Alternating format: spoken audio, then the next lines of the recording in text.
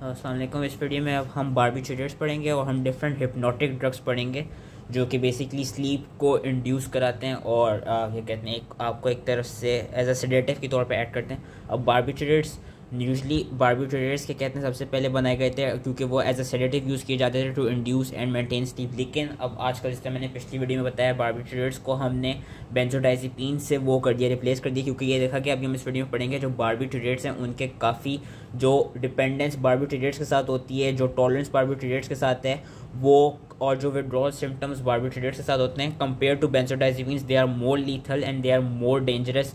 इसलिए बारबिट्यूरेट्स को अब हमने रिप्लेस कर दिया बेंजोडाइज़ेपिन्स के साथ। तो हम बारबिट्यूरेट्स की बात करते हैं। बारबिट्यूरेट्स का मैकेनिज्म ऑफ एक्शन क्या होता है? बिल्कुल जिस तरह बेंजोडाइज़ेपिन्स का मैकेनिज्म ऑफ एक्शन, वही बारबिट्यूरेट्स का मैकेनिज्म ऑफ एक्शन है, क्योंकि वहाँ पे बेंजोडाइज़ेपिन्स क्या करा रहे थे, they were being used as anxiolytics, लेकिन they were also causing hypnosis and they were also being sedative. अब यहाँ पे जो बारबिट्यूरेट्स हैं they are acting as a sedative and they are also causing hypnosis. तो इनका मैकेनिज्म ऑफ एक्शन वो यही है कि वो जो गाबा ए रिसेप्टर्स हैं उन पे जाके क्या कहते हैं उनकी जो गाबार्जिक ट्रांसमिशन है उसको बेसिकली इन्हेंस कर देंगे। They will potentiate GABA action on chloride entry, क्या कहते हैं, on chloride entry into the neuron by prolonging the duration of chloride channel opening. And ये साथ में क्या करेंगे, they will also block the excitatory glutamate receptors, ताकि glutamate ना आ सके और वो जो इनहिबिटरी न्यूरोट्रांसमीटर है गाबा वाला उसको रिवर्स ना कर सके।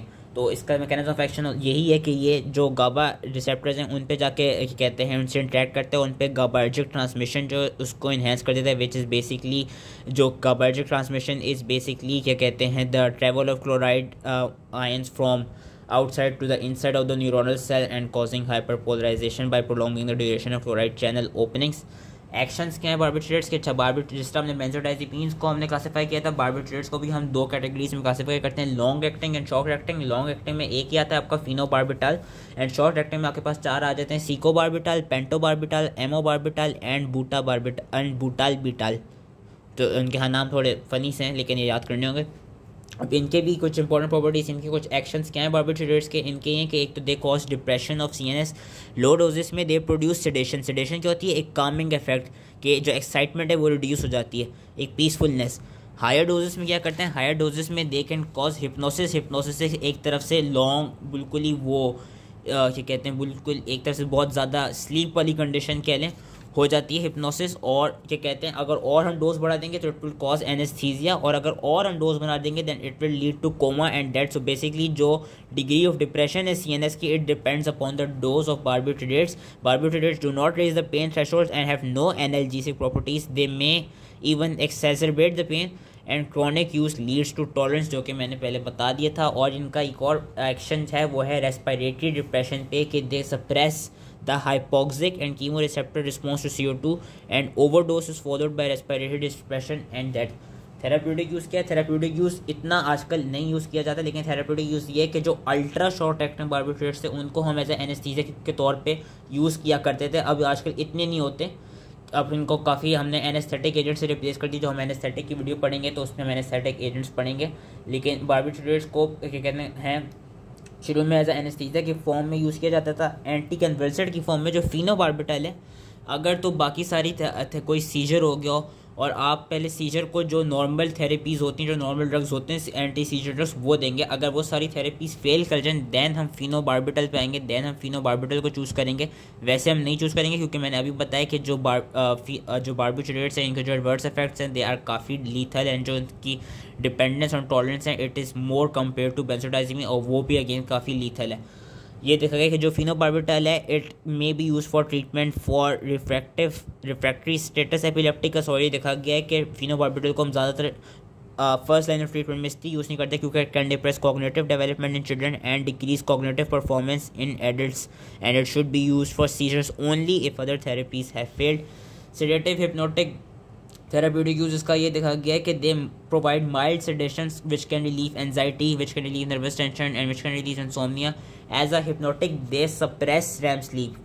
बेंजोडाइज़ेपिन्स रैम स्लीप को कम कर रहे थे, नॉन रैम को बढ़ा रहे थे। ये बिल्कुल रैम स्लीप है जो उसको बिल्कुल ही फिनिश कर रहे हैं, उसको बिल्कुल सप्रेस कर रहे हैं। बूटालबिटल जो है, बूटालबिटल का देखा है कि जब बूटालबिटल को हम एसिटिन अमाइनोफिन और कॉफ़ी के साथ या एस्पिरिन एंड कैफीन के साथ दें तो it can be use as a sedative to assist management of tension और माइग्रेन हेडेक्स।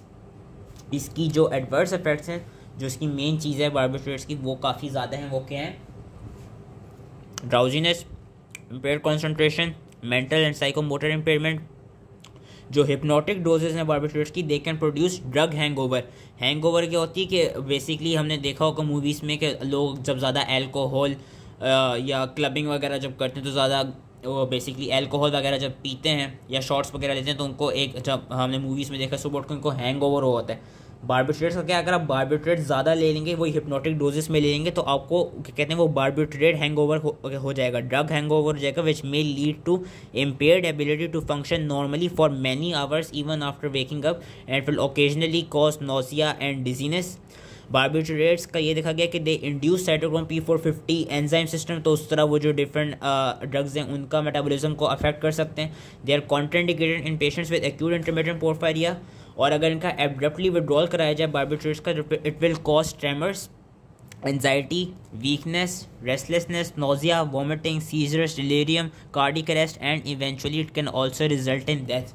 बेंजोडाइजेपिन का अगर हम विड्रॉल करा रहे थे तो उससे विड्रॉल रिलेटेड सिम्टम्स कुछ हमने देखे थे, नोजिया, वॉमिटिंग और रेयरली सीजर्स इसमें। लेकिन ये कि इसका अगर हम एब्रप्टली विड्रॉल करा देंगे तो हमको इतने सारे, हमको ट्रेमर मिलेगी, एंजाइटी मिलेगी, वीकनेस मिलेगी, restlessness, nausea, vomiting, seizures, delirium, cardiac arrest and even death भी मिल सकती है इनके में विड्रॉल से। और इनकी death it may also result from overdose of barbiturates. Both things can happen. Abrupt withdrawal हुआ तो भी डेथ हो सकती है, और ओवरडोज होगी तो भी डेथ हो सकती है। And severe depression of respiration and central cardiovascular depression results in shock like condition with shallow infrequent breathing. So that was the most important thing of our video which was barbiturates. अब जो हम बाकी hypnotic agents हैं, hypnotic drugs पढ़ेंगे, इनमें mainly अगर इनके नाम भी आप याद रख लेना तो I think it's more than enough. तो पहले हम हिप्नोटिक एजेंट की बात करते हैं। पहला है ज़ोल्पिडैम। ज़ोल्पिडैम बेसिकली वही मैकेनिज्म ऑफ एक्शन है कि it binds to GABA receptors with relative selectivity for those with alpha 1 सब यूनिट। ज़ोल्पिडैम के पास कोई एंटी कन्वल्सेंट या कोई मसल रिलैक्सिंग प्रॉपर्टी नहीं होती है हिप्नोटिक डोजेस पे। It shows few withdrawal effects, exhibits minimal rebound insomnia and little tolerance occurs with prolonged use. तो एक तरफ से ये सेफ है, सेफ हिप्नोटिक एजेंट है ज़ोल्पिडैम। बेसिकली जो अदर हिप्नोटिक एजेंट है हम इनको इसलिए याद करें क्योंकि हम इनको अगर हमने किसी पेशेंट में हिप्नोसिस या सेडेटिव करानी हो तो बारबिट्रेट्स की जगह हम ये ड्रग्स दे सकते हैं, क्योंकि अभी हमने पढ़ लिया बारबिट्रेट्स के एडवर्स इफेक्ट्स कितने ज़्यादा थे और बारबिट्रेट्स के खिलाफ कितनी स्ट्रॉन्ग टॉलरेंस हो जाती है। बाकी जो ज़ोल्पिडैम है ये देखा गया है उसका rapid onset of action है and short elimination half life है, और it provides hypnotic effect for approximately 5 hours. Adverse effects ये देखे गए हैं headache, dizziness, anterograde amnesia and next morning impairment, sleep walking और स्लीप ड्राइविंग भी report की गई है। दूसरा हिप्नोटिक एजेंट हमारे पास आ जाता है ज़ेलिपिलोन। ज़ेलिपिलोन की वही सारा क्या कहते हैं मैकेनिज्म ऑफ एक्शन और एडवर्स इफेक्ट्स बिल्कुल वही प्रोफाइल है जिस तरह ज़ोल्पिडैम की है, तो इसलिए इसकी डिटेल में मैं नहीं जा रहा। फिर हमारे पास आता है एज़ोपिक्लोन। एज़ोपिक्लोन का देखा गया it is effective for insomnia for up to 6 months। तो हम इसको for prolong period of time के लिए हम या लॉन्ग ड्यूरेशन ऑफ टाइम के लिए हम एग्जोपिलोन की ड्रग प्रिस्क्राइब कर सकते हैं। इससे रिलेटेड जो एडवर्स इफेक्ट्स देखे गए हैं वो देखे गए हैं anxiety, dry mouth, headache, peripheral oedema, somnolence and unpleasant taste. फिर हमारे पास आ जाते हैं एंटीहिस्टामिन्स। हमने वो एंटीहिस्टामिन्स की वीडियो में पढ़ ली थी कि कुछ कुछ ऐसी एंटीहिस्टामिन में ड्रग्स हैं जिस तरह डाइफेनहाइड्रामीन हो गई, हाइड्रोक्सीजीन हो गई, डॉक्सिलामीन हो गई, जिनके पास सेडेटिव प्रॉपर्टीज़ होती हैं। एंटी डिप्रेसेंट्स में हमारे पास डॉक्सीपिन, ट्राजोडोन एंड मीरताज़ापिन आ जाती हैं जो कि क्या कहते हैं सेडेशन एंड हिप्नोसिस कॉज करा सकती हैं। फिर उसके बाद हमारे पास आ जाता है सुवरएक्सेंट। सुवरएक्सेंट क्या है? सुवरएक्सेंट है एंटागनिस्ट ऑफ ऑरेक्सिन रिसेप्टर। अब ऑरेक्सिन क्या होता है हमारे सीएनएस में? जो ऑरेक्सिन है it is basically a neuropeptide, it promotes wakefulness. And suvorexant क्या है? Suvorexant is antagonist of orexin.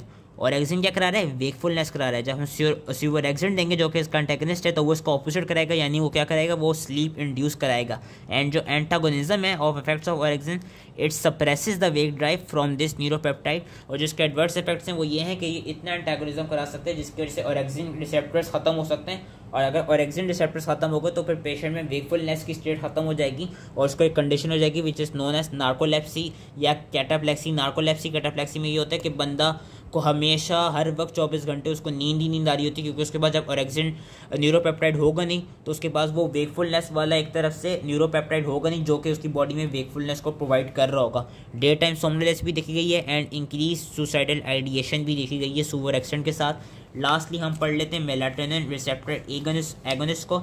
Melatonin as we know it is a hormone produced by our pineal gland, और ये स्लीप वेक्स जो हमारी circadian rhythm है उसको maintain करता है। इसमें जो इसके एंटेगनिस्ट हैं रेमिल्टियोन एंड टेजीमेल्टियोन, जो रेमिल्टियोन एंड टेजीमेल्टियोन है they are basically agonist of melatonin receptor 1 and 2 सब टाइप्स। एंड ये देखा गया कि इनसे कोई इनके यूज़ करने से कोई विड्रॉल कोई डिपेंडेंस वो कॉज नहीं होती, जिसकी वजह से अगर हम इनको छोड़ भी देंगे तो कोई विड्रॉल सिम्टम्स हमको नहीं मिलेंगे। तो हम इसलिए इनको ज़्यादा सेफली यूज़ कर लेते हैं फॉर प्रोवाइडिंग स्लीप। और ये देखा भी गया कि जो लोग मेलाटोनिन की दवाएं खा रहे होते हैं उनमें ज़्यादातर ये होते हैं उनमें ये वाले जो ड्रग्स के कहते हैं मिले होते हैं, जिसकी वजह से स्लीप आराम से इंड्यूस हो जाती है। रेमिल्टियोन का ये देखा गया it is indicated for treatment of insomnia characterised by difficulty falling asleep, और इसके एडवर्स इफेक्ट्स क्या है रेमिल्टियोन के dizziness fatigue and somnolence and also increase prolactin levels, whereas जो टेजीमेल्टियोन है it is indicated for non 24 hour sleep wake disorder जो कि usually blind people में एक्सपीरियंस किया जाता है। और जो टेजीमेल्टियोन है उसके एडवर्स इफेक्ट्स हैं headache, abnormal dreams, increased liver function test and possible upper respiratory tract infection। so that was the other in hypnotic drugs। I hope इसलिए समझ में आ गया। मेन जो चीज़ हमने इसमें याद रखनी थी वो थी barbiturates. I hope barbiturates easily समझ में आ गया हो, उसकी क्लासिफिकेशन समझ में आ गई है। लॉन्ग एक्टिंग में एक ही है फिनोबार्बिटल, शॉर्ट एक्टिंग में इन्होंने 3 दी हुए, चौथा भी है, चौथा है बुटाल बीटाल। So that proceed I hope easily समझ में आ गया। और इस तरह हमारा एंजियोलिटिक्स एंड हिप्नोटिक ड्रग्स का chapter is complete. Thank you.